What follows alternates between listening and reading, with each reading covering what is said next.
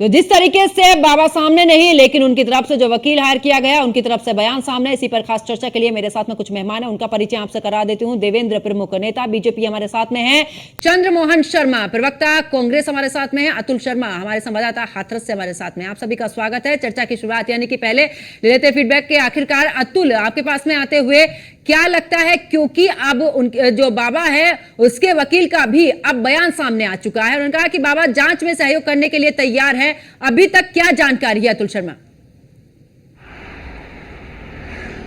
देखिए, कहा जा सकता है जिस तरह से बाबा का जांच में सहयोग करने वाली बात इस तरह से है जैसे ऊंट के सर पर सींग की बात हो, गधे के सर पर सींग की बात हो। कहा जा सकता है कि बाबा जांच में सहयोग करने के लिए तैयार है, लेकिन बाबा है कहां अभी तक की अगर बात की जाए। जिस आश्रम में बाबा पहुंचे थे मैनपुरी, पुलिस कह रही है वहां पर बाबा नहीं है, लेकिन दूसरी तरफ अगर बात की जाए तो वहां पर सेवादार जो है वो कहते हुए नजर आ रहे हैं कि बाबा अंदर है। अभी तक की अगर बात की जाए, चौथा दिन बीत चुका है, अभी तक किसी भी तरह से पुलिस को कोई यहाँ पर सुराग नहीं लग पाया। बाबा कहाँ है? मुख्य अगर आरोपी की बात की जाए, जिसको पुलिस ने मुख्य आरोपी बनाया है, 1 लाख का इनामी है, उस पर 1 लाख का इनाम घोषित किया है, उसका भी अभी तक अता पता नहीं है। लेकिन वकील साहब कहते हुए नजर आ रहे हैं कि बाबा और बाबा का जो मुख्य सेवादार है वो दोनों जांच में सहयोग करने के लिए तैयार हैं। लेकिन दूसरी तरफ अगर देखा जाए 122 लोगों की जान गई है। अगर कहा जाए कि 122 परिवारों के लोग यहाँ पर भटकते हुए नजर आ रहे हैं, परेशान हैं, लेकिन दूसरी तरफ बाबा जांच में सहयोग करने के लिए तैयार हैं। अभी तक पुलिस के सामने आकर, किसी भी तरह का मीडिया के सामने आकर कोई बयान नहीं दिया जाता है। कहा जा सकता है कि यहाँ पर जो लोग हैं वो परेशान रहते हैं। एक तरफ बाबा अपनी शक्ति, माया शक्ति को दिखाता हुआ नजर आता है, तो दूसरी तरफ जिस तरह से वक्त संकट में घिर जाते हैं, बाबा का कोई अता पता नहीं रहता है। कहा जा सकता है जिस तरह से यहाँ पर माना जाए कितनी बड़ी घटना हुई है, अभी तक बाबा की तरफ से कोई प्रतिक्रिया देखने को नहीं मिली है। हाथरस की अगर बात की जाए, हाथरस इस वक्त दर्द से करा रहा है। 4 दिन बीत चुके हैं, बाबा और बाबा के किसी सेवादार ने किसी पीड़ित की हालचाल नहीं जाना है। कहा जा सकता है पक्ष विपक्ष यहाँ पर लगातार हालचाल जानते हुए नजर आ रहे हैं, लेकिन बाबा की तरफ से किसी भी तरह की कोई प्रतिक्रिया अभी तक सामने नहीं आई है। बिल्कुल अतुल, वापस लौटूंगी और देवेंद्र प्रमुख हमारे साथ में जुड़े हुए हैं, बीजेपी की तरफ से नेता हैं। देवेंद्र प्रमुख, अगर बात करें, क्योंकि मुख्यमंत्री योगी आदित्यनाथ की तरफ से भी कहा गया था, एसआईटी की टीम भी गठित की जा चुकी है, पुलिस लगातार उस आश्रम के बाहर है जहां पर यह कहा जा रहा था कि इस आश्रम में बाबा मौजूद है। चौथा दिन है आज और आखिरकार वकील की तरफ से आता, लेकिन अभी भी हाथ खाली हैं। ये किस तरीके का न्याय? आखिरकार किसी को अगर इस दौरान कुछ भी नहीं है, कम से कम पूछताछ के लिए तो प्रशासन वहां तक पहुंचना चाहता है ना, तो आखिरकार 4 दिन बीतने के बावजूद भी अभी तक हाथ में कुछ नहीं है, खाली हाथ। तरह से आपने पुलिस की बात की है कि वहां पुलिस भी है, प्रशासन वहां है और एसआईटी की जो टीम है वो गठित कर दी गई है और प्रशासन अपना काम पूरा कर रहा है जिस हिसाब से होता है। लेकिन कहीं सेंसिटिव मामला होता है, जिस तरीके की ऐसी जो घटनाएं पहले कहीं घटी है, उसमें लॉ एंड ऑर्डर को उस चीज ध्यान में रखा जाता है कि इसको किस हिसाब से हैंडल करना है। वहां एक उच्च अधिकारियों का पैनल उस तरीके का उसका बिल्कुल सर्वे कर रहा है और कहीं भी अपना काम जो है लॉ एंड ऑर्डर की तरफ से कोई चूक नहीं होगी। जो इसका दोषी है वो बच नहीं पाएगा और बिल्कुल जो है जिस तरीके से उनका वकील सामने आया या कोई भी आया, इससे कोई फर्क नहीं पड़ता। लेकिन मुजरिम कोई भी हो, कितना भी बड़ा हो, इस सरकार में बचने वाला नहीं है। और सरकार ठीक है, जिम्मेदारी है, बड़ी घटना है, छोटा मामला नहीं है, लेकिन आज भी जो है एक घटना घटी है, दूसरी घटना को जो हैंडल करना, पहले उसको कंट्रोल करना और लॉ एंड ऑर्डर के हिसाब से जो कानून, जो लॉ कहता है उसके अनुसार कार्रवाई बिल्कुल सरकार की तरफ से चल रही है।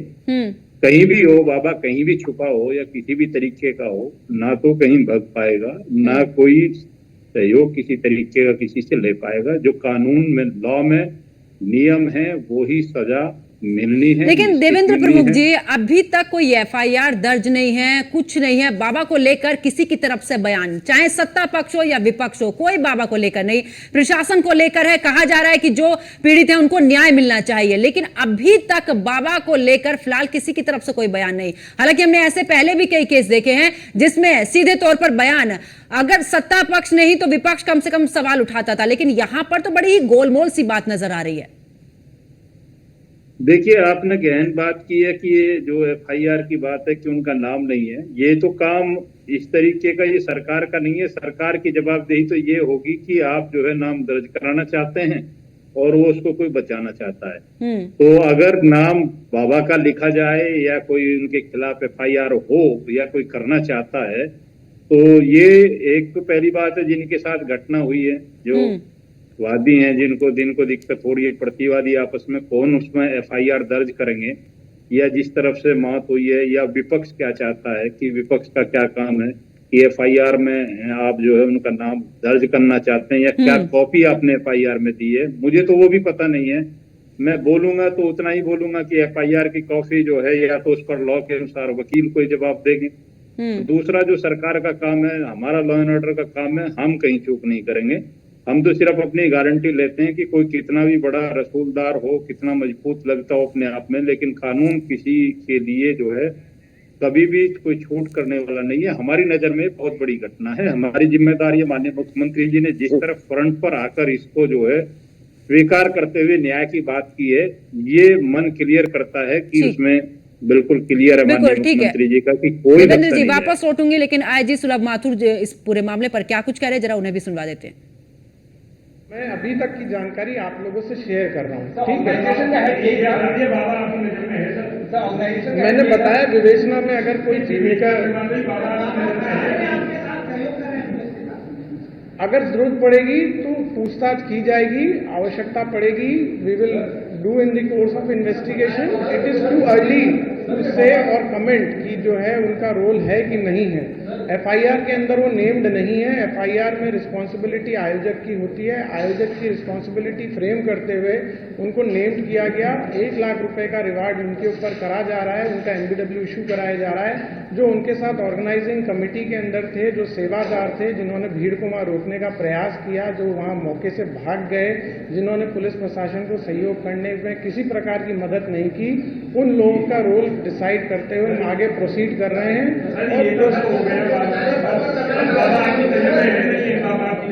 मैं बता दिया आपको, इन्वेस्टिगेशन मैं अभी तक की जान। तो बिल्कुल जिस तरीके से कह रहे हैं कि पुलिस अपना काम कर रही है और पुलिस जिस तरीके से जो भी सबूत हाथ लग रहे हैं उसके हिसाब से आगे पुलिस की तरफ से कार्रवाई की जा रही है। चंद्रमोहन शर्मा जी, आपके पास आते हुए, क्योंकि विपक्ष हमेशा से बड़े ही मुद्दे, चाहे कहीं पर कुछ भी हो जाए तुरंत एकदम मुद्दा भुना लेते हैं, लेकिन इस मुद्दे पर प्रशासन के अलावा एक नाम बाबा का किसी के भी तरफ से बयान सामने नहीं आया। आखिरकार क्या कहा जाए, क्योंकि तमाम राजनीतिक फोटो उनके साथ में शेयर हो रही हैं, तो क्या यही वजह है कि इस बार बाबा के नाम का कोई नाम नहीं लिया जा रहा?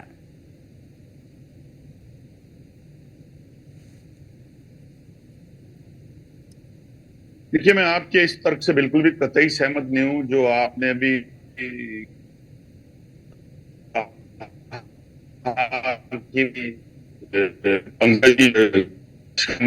पक्ष इसके ऊपर कोई बयान नहीं दिया। आज जिम्मेवारी सरकार की है, क्योंकि ये विषय राजनीतिक नहीं है, बड़ा गंभीर विषय है। और उस गंभीर विषय के अंदर 140 से ज्यादा महिलाएं की जान चली गई, और वो सनातन प्रेमी कहाँ चले गए जो सनातन के लिए नारे लगाते थे। फिर वही बात अगर कहते हैं कि उठाएंगे तो फिर उसकी चिंगारियां आग बन के शोले खाएंगी। और वो आज के जो अपने आप को सनातन प्रेमी कहते हैं, तो क्या सनातन प्रेमियों का दायित्व नहीं बनता था कि जो 140 मेरी देश की महिलाएं, माता, बहनें, जिनका परिवार से जो नाता टूट गया और उनका परिवार बिखर गया, कहीं माँ गई, कहीं बहन गई, कहीं बहू गई, तो क्या आज रोल नहीं बनता है? और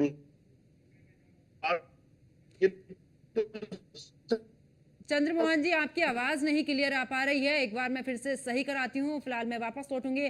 देवेंद्र प्रमुख जी, क्योंकि वहां पर जिस तरीके की भीड़ थी, ये सवाल विपक्ष भी उठा रहा था कि जिस तरीके की भीड़ थी, इसको लेकर आखिरकार जो अनुमति दी गई थी, क्या अनुमति में स्पष्ट रूप से ये नहीं देखा जा सकता था कि कितने लोग, अगर वहां पर भीड़ इकट्ठा हुई भी थी तो प्रशासन वहां पर था, तो क्या प्रशासन इस दौरान उनको नहीं रोक सकता था, इंतजाम नहीं कर सकता था?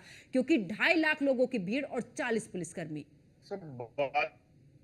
देखिए पंकज जी, जिस तरह से अभी आपने जॉन जो आईजी हैं उनको लेकर उनकी प्रतिक्रिया आपने देखी है कि आयोजक की कहां उसमें छूट रही है, या आयोजक जो हैं किस तरीके की व्यवस्था की थी। ये इसमें एक जांच का विषय होता है, और एसआईटी कमेटी बनने के बाद जो है कई चीज क्लियर हो जाती हैं। उससे बचता नहीं है। सरकार जो है, जो काम है, उसे कोई उसमें कार्रवाई में करे या ना करे, आए या ना आए, सरकार कहीं चूक नहीं करेगी। और उसमें एफआईआर में नाम उनका क्यों नहीं है, किस तरीके का है, किसने एफआईआर की है, ये भी अभी जो एक जांच का विषय है। अगर कहीं ऐसी चीज है कि वो दोषी हैं और एफआईआर में नाम नहीं है, तो वो सरकार बिल्कुल उस पर निश्चित जो विचार भी करेगी। और फिर मैं आपको कह रहा हूं कि सरकार अपने काम में चूक नहीं करेगी। आप जो है इसको क्लियर होने दीजिए एक बार, मत कि उठाइए। ये कौन कौन किस तरीके का इसमें दोषी है, कौन सी रिपोर्ट कहाँ निकल कर आती है। और फिर मैं कहता हूं कि सेंसिटिव मामला होता है तो वहां थोड़ा सा हर कदम फूक फूक कर रखना पड़ता है। ये घटना होने के बाद अब दूसरी घटना इस तरीके का भी ध्यान रखता है कि किस तरीके के भोले भाले लोग सभी आश्रम में वहां हैं, कितनी संख्या में हैं, ये भी लॉ एंड ऑर्डर की जिम्मेदारी है। उसको भी देखते हुए वहां अपना काम वहां की पुलिस या वहां का लॉ एंड ऑर्डर जो है उसको करेगा। निश्चित आप जो है उसकी सारी व्यवस्था करना, सुरक्षा करना। लेकिन फिर मैं कहता हूं कि उत्तर प्रदेश पुलिस बिल्कुल गंभीर है इस विषय में और कोई चूक करने वाली नहीं है। और कोई अपना काम करे या ना करे, अगर बात होती है इस तरीके की घटनाएं की, साथी कर रहे थे कि सनातनियों की या उनकी प्रेम की या दूसरी बातों की, ये कोई भी उत्तर प्रदेश में किसी के भी साथ घटना घटती है तो सनातन की बात नहीं है। ये प्रदेश के नागरिक है। माननीय मुख्यमंत्री जी ने जिस तरह गहन जिम्मेदारी के साथ इसको कदम को आकर पहले झटके में स्वयं अपने आप समीक्षा करते हुए इतना कार्य करने का काम किया, पहली सरकारों में ये चीजें नहीं होती थी। अब यही चीज बदली है। फिर मैं आपको आश्वस्त कर रहा हूं कि सरकार कोई चूक नहीं करेगी। ठीक है चंद्रमोहन शर्मा, मेरी आवाज मिल पा रही है आपको?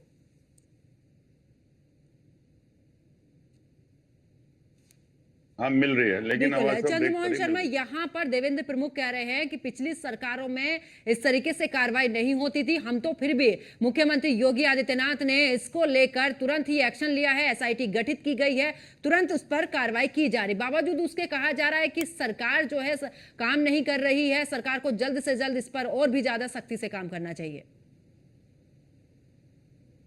देखिए, कार्रवाई नहीं होती थी ये तो ये कह रहे हैं, लेकिन इससे बड़ी बड़ी हादसे भी नहीं होते थे पहले।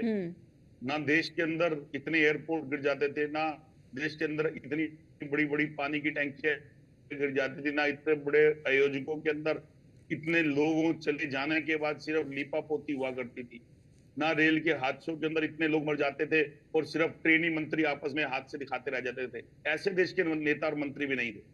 अब प्रश्न मेरा जो पीछे वक्तव्य में रह गया तो वो ये उठता है कि डबल इंजन की सरकार आखिर है कहां? वो डबल इंजन की सरकार आज उस बुलडोजर का इस्तेमाल क्यों नहीं कर रही? उसके पीछे राज क्या है? इतना बड़ा आयोजक, इतना बड़ा सिस्टम 7-8 दिन तक की तैयारी के बाद 1 घंटे के अंदर आ गया। एक मानव से भगवान बन गया। हजारों करोड़ रुपए की संपत्ति इकट्ठी करनी, उसके बाद डबल इंजन की सरकार से सर्वे कर रही है। और फिर आप कह रहे हैं कि विपक्ष के नाते हम आपसे प्रश्न भी नहीं पूछ रहे। क्यों ना पूछे? हमारे देश की बहनें हैं, बहू हैं, बेटी हैं, जो 140 जाने गई हैं, उनसे जाके पूछिए आप, उनके दर्द को समझिए। जो बच्चा अपनी मां के बिना रह गया उससे पूछिए, जो पत्नी जाने के बाद जिसका और पूरा परिवार बिखर गया उससे पूछिए, जो इकलौती बहन होगी उसका भाई इकलौता होगा। विषय आज ये नहीं है, विषय ये है कि इतने बड़े आयोजक होते हैं तो वो क्यों हो रहे हैं, पहला।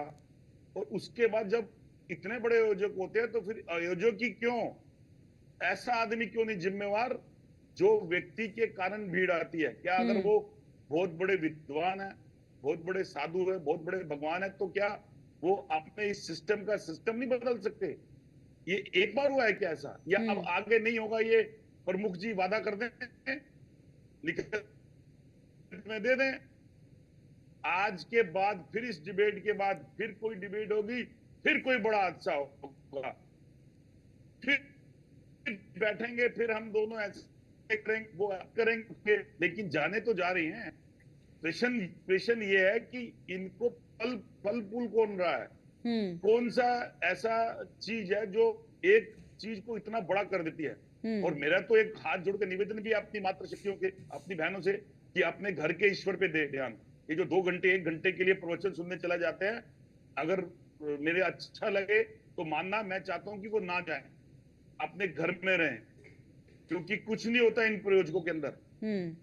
ईश्वर को प्राप्ति घर में भी हो सकती है, हमारे ठीक है, मंदिर में भी हो सकती बिल्कुल है। चंद्रमोहन लेकिन शर्मा, हम ये लोग भी बात बिल्कुल बढ़ावा ठीक करते है कि आप अंधविश्वास पर ध्यान ना दे, बेहतर होगा कि आप ईश्वर पर विश्वास दे, ना कि इस तरीके के बाबाओं पर। लेकिन देवेंद्र प्रमुख जी, जिस तरीके से चंद्रमोहन शर्मा ने यहाँ पर सवाल उठाए हैं कि आखिरकार इतना बड़ा प्रशासन है, चंद लोग वहां पर प्रशासन के अधिकार जो लोग थे, कर्मी थे, वो वहां पर मौजूद थे, आखिरकार इतना बड़ा प्रशासन, इतने सारे लोग, उनको कवर करने के लिए क्यों नहीं वहां पर व्यवस्था की गई थी? ये सवाल वाकई में सभी के दिमाग में, और वही बात अब चंद्रमोहन शर्मा ने भी बोली।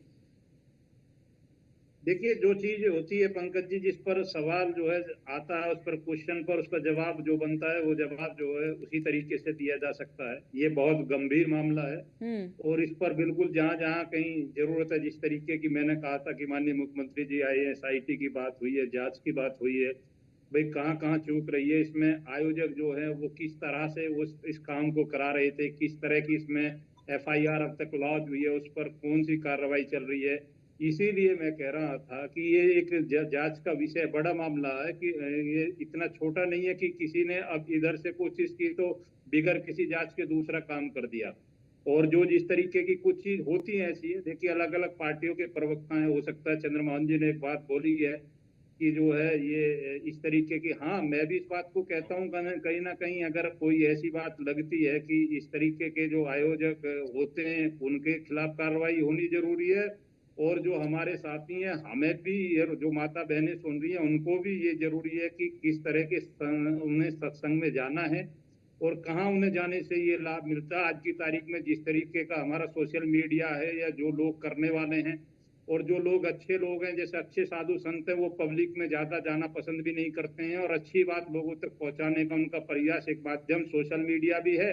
और जिस मीडिया से हम बात कर रहे हैं, इस बिल्कुल तरीके का कि बड़े बिल्कुल देवेंद्र प्रमुख और चंद्रमोहन जी, आप मेरे साथ में जुड़े हैं, आप दोनों का बहुत बहुत शुक्रिया। लेकिन सवाल यहाँ पर यही उठता है कि आखिरकार इतना बड़ा आयोजन हो जाता है, वहां पर 122 जाने चली जाती हैं, लेकिन सत्ता पक्ष हो या विपक्ष हो, दोनों का एक ही रहता है कि इसकी टोपी उसके सर और उसकी टोपी इसके सर। लेकिन आखिरकार जो आरोपी है इस दौरान, जो बाबा है, जो लोगों को इतने प्रवचन देता था, जो अब कह रहा है कि आखिरकार मैं जांच के लिए भी तैयार हूं, तो क्यों वहां तक पुलिस आज 4 दिन हो चुके हैं, क्यों वहां तक नहीं पहुंच पा रही है? ऐसे में कई बड़े सवाल वाकई में खड़े